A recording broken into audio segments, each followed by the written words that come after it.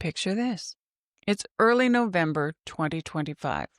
Thousands of federal workers across America are opening letters that begin with the words Notice of Reduction in Force, otherwise known as RIFs. Career civil servants, people who inspect our food, process Social Security claims, manage our national parks, are being told their jobs are gone. Not because of budget cuts approved by Congress, not because of any democratic process. Just gone. Now picture this. 8 Senate Democrats walking into a room where they know they'll be criticized. They're about to vote for a Republican continuing resolution. Their progressive colleagues are furious. The headlines will be brutal, but they do it anyway. I will be honest. Hearing of their actions, I was honked off.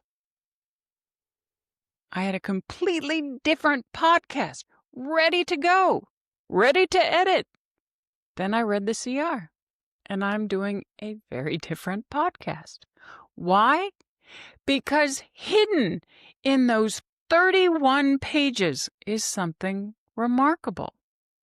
A constitutional firewall that says, not so fast. I'm Sera, and this is EthosTrek, where we don't just explain what happened. We explore what it means for the republic we're trying to protect. Today's episode, the continuing resolution. You probably didn't read, but absolutely need to understand. Let's start with a civics refresher, because this story is fundamentally about the Constitution's system of checks and balances, and what happens when one branch tries to reshape government without the others. Article 1, Section 9 of the Constitution contains what's called the Appropriations Clause. It's simple and profound. Quote, "No money shall be drawn from the Treasury but in consequence of appropriations made by law," unquote. Okay, that's a lot of flowery blah blah. Translation? Congress, not the president, controls the purse strings. This isn't an accident. The founders watched King George III fund armies and enforce policies without parliamentary consent. The founders designed our system to prevent exactly that kind of executive overreach. So when a president uses existing appropriations to fundamentally restructure the federal workforce, firing tens of thousands of civil servants, without congressional approval, we're watching a constitutional stress test in real time. Enter Section 120 of this continuing resolution. Let me read you the key passage. Quote, "During the period between the date of enactment of this act and the date specified in Section 106, subsection 3 of this act," unquote, that's January 30th, 2026, quote, "no federal funds may be used to initiate, carry out, implement, or otherwise notice a reduction in force to reduce the number of employees within any department, agency, or office of the federal government," unquote. But it doesn't stop there. Here's the part that made headlines.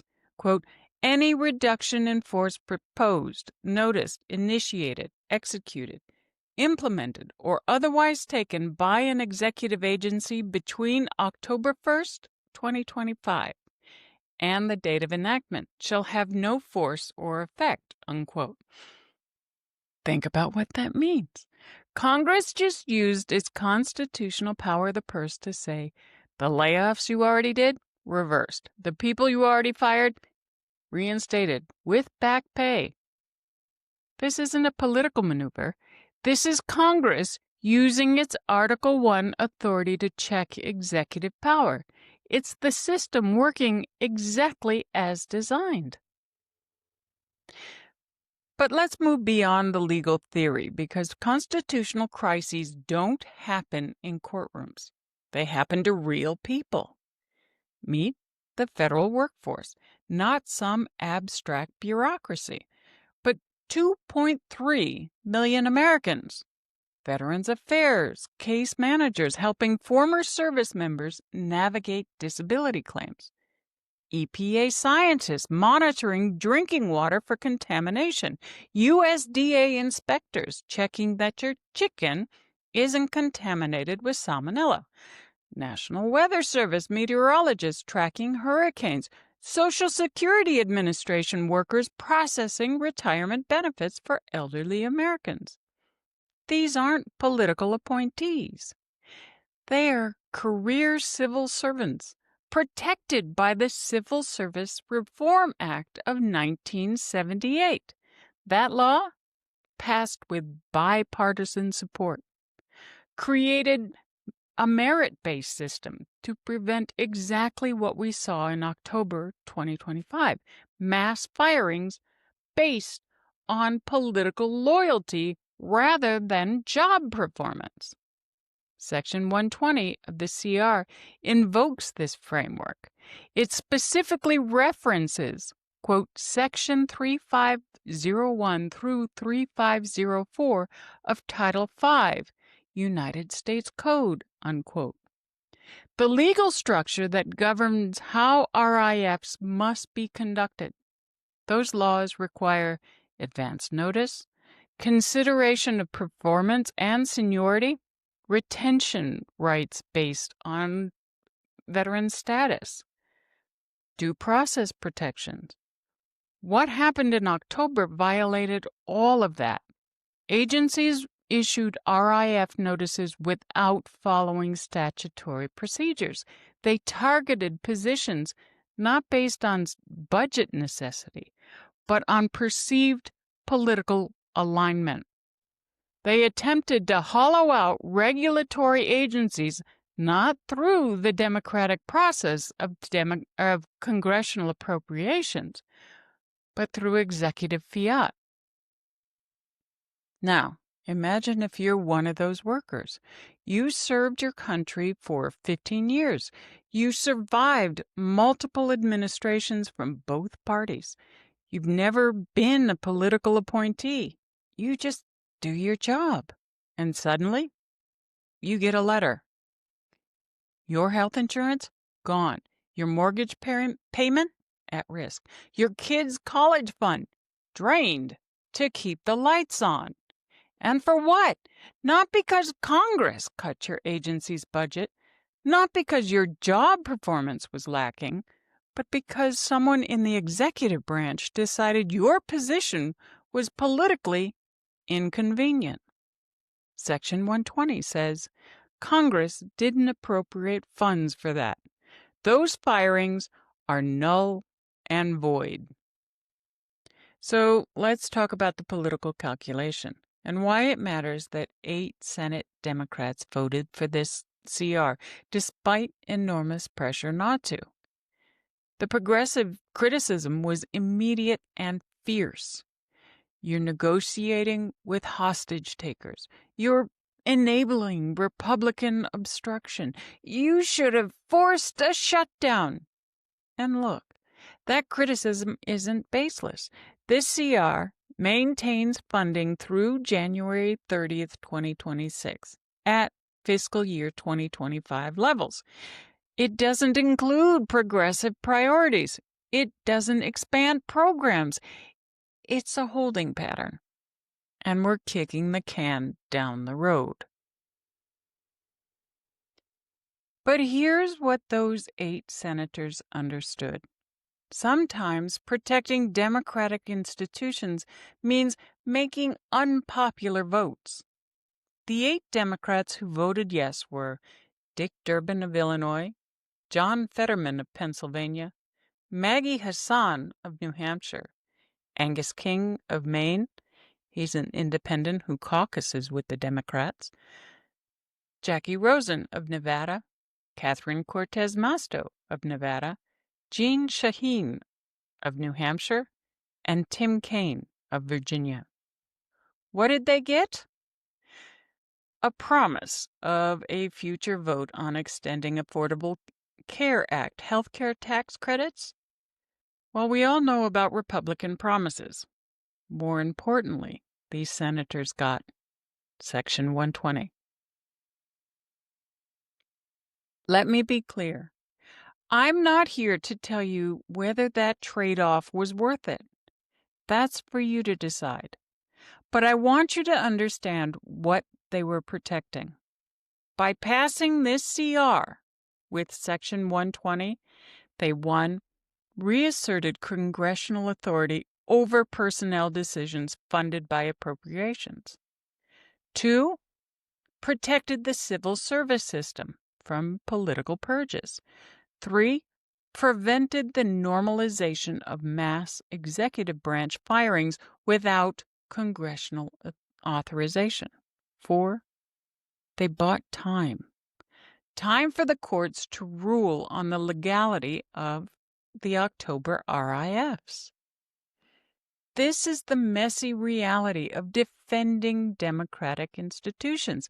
Sometimes you don't get to be the hero in a clean narrative. Sometimes you take heat from your own side. Sometimes you make a deal that feels like a compromise of your values. But if those 8 senators had voted no and the government had shut down, what would have happened?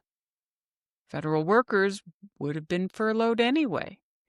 The RIFs would have stood, and Congress would have ceded its constitutional authority to check executive overreach. This was a foot that says, but wait, we're not done here. Now, a continuing resolution isn't just one provision. It's 31 pages of legal text that funds the entire federal government. So let's talk about some of the other significant pieces, because understanding the full picture matters. Section 122, U.S. Marshals Protection. The CR provides an additional $30 million for the U.S. Marshals Service for, quote, protective operations, unquote. Why? Because threats against federal judges and other officials have skyrocketed. This is about protecting the judicial branch, another check on executive power. Section 143, Supreme Court security, an additional $28 million for protecting Supreme Court justices. Whatever you think about recent court decisions, we should all agree that justices shouldn't fear for their lives because of their rulings. Section 147, FEMA disaster relief. Funding for FEMA's disaster relief fund can be apportioned, quote, up to the rate for operations necessary, unquote, to respond to disasters. Translation: if a hurricane hits, FEMA doesn't have to wait for another funding bill. Section 152, Wildland Fire Management. Same principle for wildfire suppression. Western states are burning. Funding for firefighting can't wait for political gridlock to resolve. Section 161, Housing Assistance. This allows for HUD to use prior year unobligated balances to prevent rental assistance termination for families. It's a technical provision, but it means real families won't lose their housing vouchers in early 2026. Here's what connects all of these. They're about maintaining basic government functions that protect people's lives and livelihoods while Congress negotiates full-year appropriations. But notice what's not in here. No new programs, no policy riders restricting reproductive rights or immigration enforcement, no major cuts to social programs, no debt ceiling provisions. This is truly a continuing resolution. It continues existing policy at existing levels. The real fight will come when full-year appropriations are negotiated before January 30th, 2026. and unless they kick the can down the road again. Okay, let's zoom out, because this isn't just about one continuing resolution or one set of layoffs.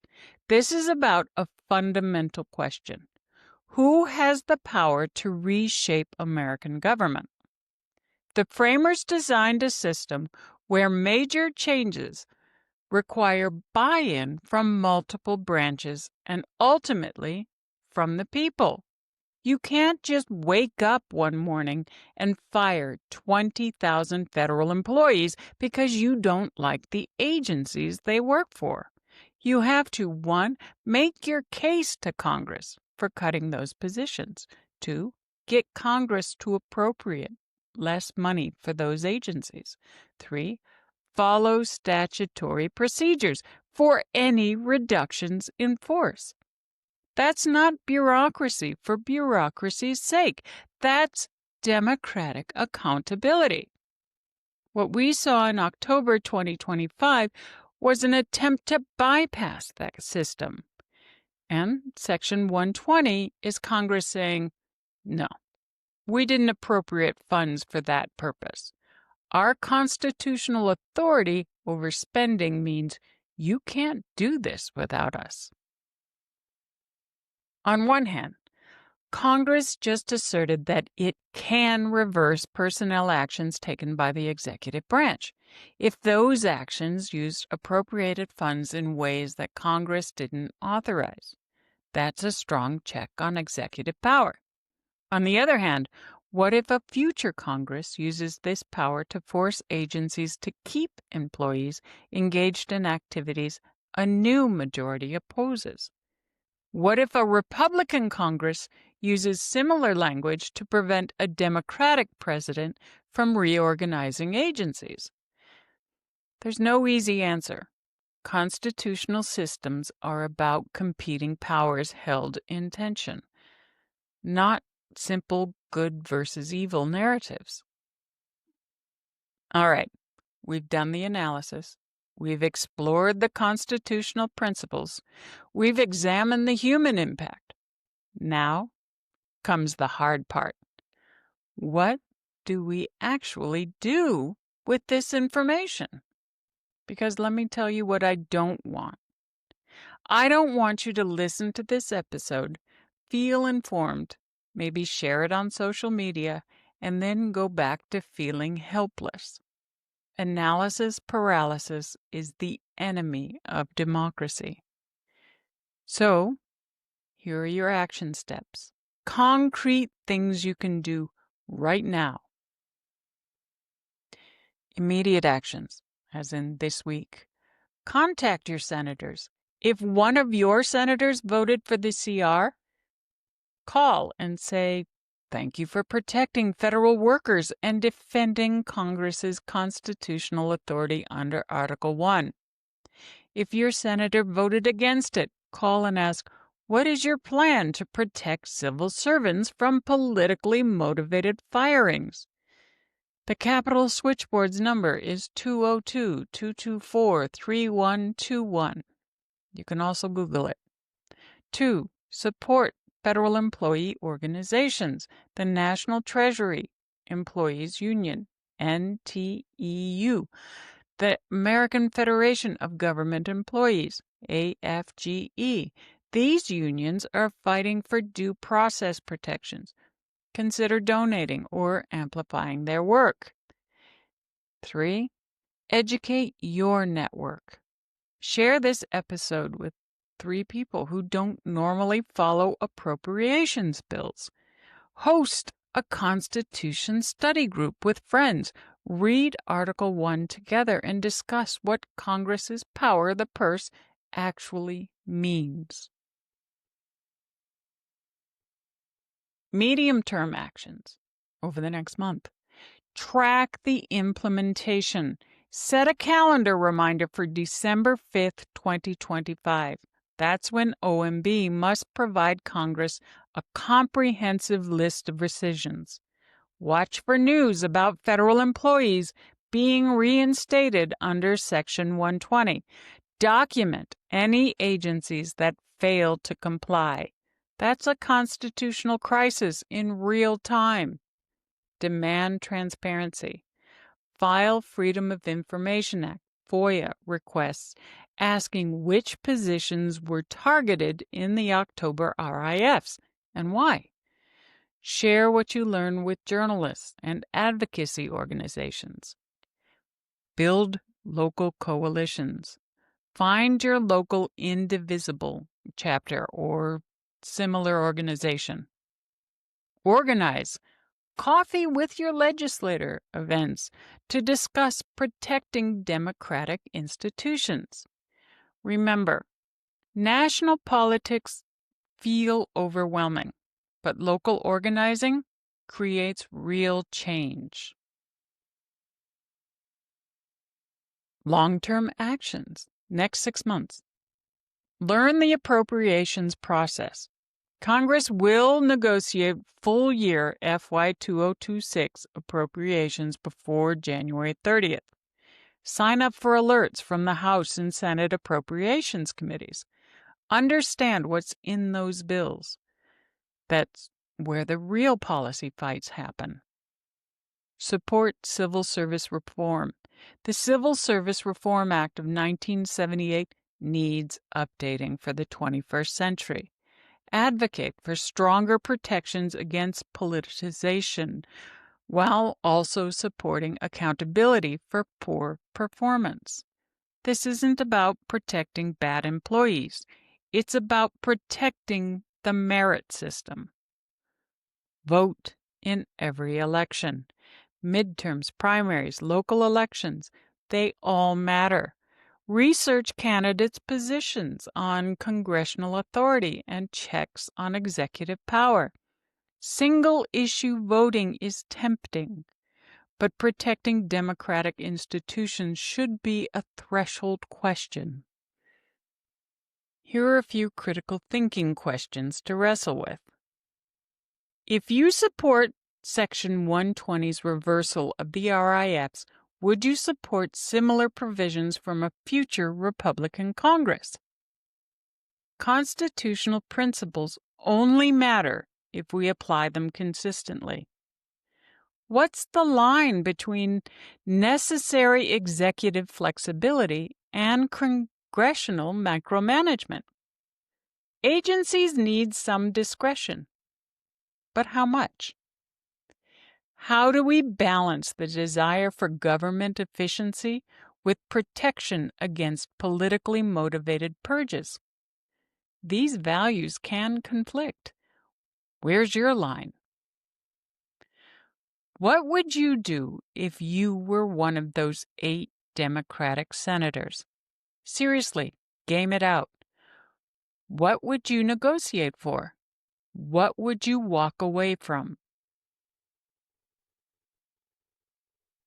Here's what I want you to take away from this episode. Democracy isn't a spectator sport. It's not about being the smartest person in the room who can critique everyone else's decisions. It's about understanding the system well enough to participate in it, messily, imperfectly, but persistently.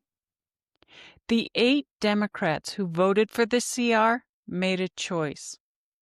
You might think it was the right choice or the wrong one, but they made it in the context of a real constitutional crisis with real people's livelihoods hanging in the balance and with imperfect options.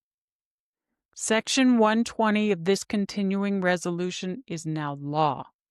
Federal employees who were fired will be reinstated. Agencies cannot conduct new RIFs through January 30th. Congress has reasserted its constitutional authority over how appropriated funds are used. That didn't happen because of a perfect strategy or a clean narrative. It happened because people showed up, made hard calls, and used the tools the Constitution provides. 31 pages. Dense, legal language. Boring on its surface, but boring can be beautiful when it protects people, when it defends institutions, when it says the system works if we work the system. So go do the work. I know I gave you a lot of suggestions for action. The point of the action items is to keep the pressure on. We can't expect miracles from Congress. If we're going to claw back our democracy, we, the people, are going to have to do a lot of work. And hopefully, congressional Dems will learn to read the room. We also need to celebrate the small steps. Congress, purposeful or not, just opened the door and gave us a little time. I put together a free e-booklet as a checklist and action items, the action items I suggested in this episode. I will leave my email address in the description box below for you to request a PDF. Print it out, share it with friends, show me your progress. I will feature people and their progress in future episodes. Keep fighting. I'm Sera. This is Ethos Trek. Until next time, stay informed, stay engaged, and remember, the Constitution is only as strong as the citizens willing to defend it.